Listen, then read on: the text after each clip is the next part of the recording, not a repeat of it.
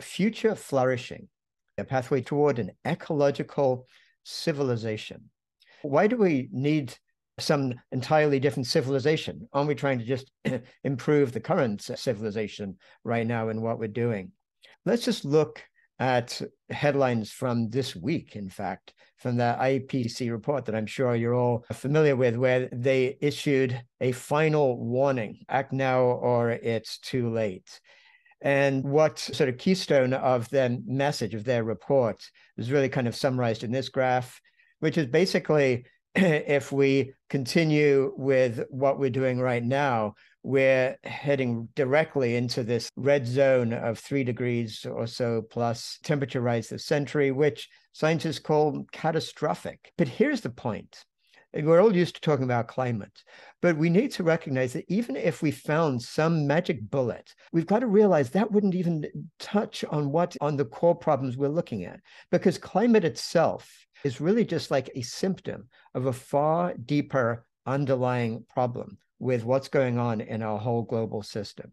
Basically, what we're looking at is vast ecological destruction. Many of you are going to be aware that we are right now entering the 6th great extinction of species since life began on Earth billions of years ago. Others were caused by massive natural events or astronomical events. This one is caused by one species, the human species.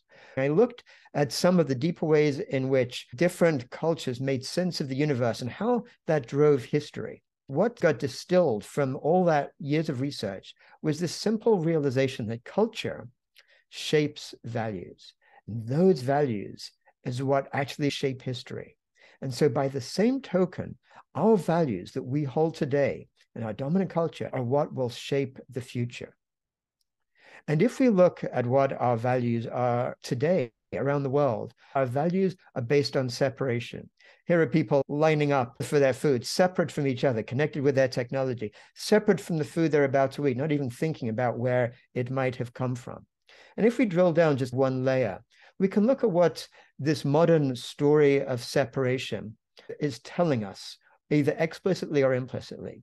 It tells us that nature is a machine, that humans are separate from nature, and that humans essentially are separate from each other and essentially selfish and competitive. And in fact, human progress arises from the conquest of nature and from competing with each other. And the earth is a resource to exploit for human benefit. And as a result of all this, the purpose of life is just to get wealthy and powerful. That's the story that is dominant around the world today. That's what led to this system of extraction from nature and exploitation of others that underlies our dominant system today of global capitalism. If we look at the 100 largest economies in the world today, it turns out that 69 of those 100 are not even countries, but transnational corporations, as the manifestation of that worldview of extraction and exploitation. There's a very big risk we'll end our civilization. Antonio Guterres, our UN Secretary General, calls it collective suicide. So this leads us to really have to ask the question, where are we headed this century? The question is, can we have a transformation of our civilization this century, but one that moves toward sustainable flourishing? That is the underlying concept of what people are calling an ecological civilization.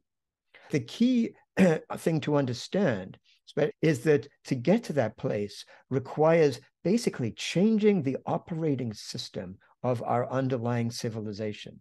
We can't do it by maintaining this operating system of capitalism. We have to move towards a different operating system based on an affirmation of life. It's based on changing that modern story of separation. And the point to recognize is this modern story of separation is not like a series of facts that are dangerous, leading us to destruction, but every one of those assumptions that people believe today actually are false scientifically, not just dangerous.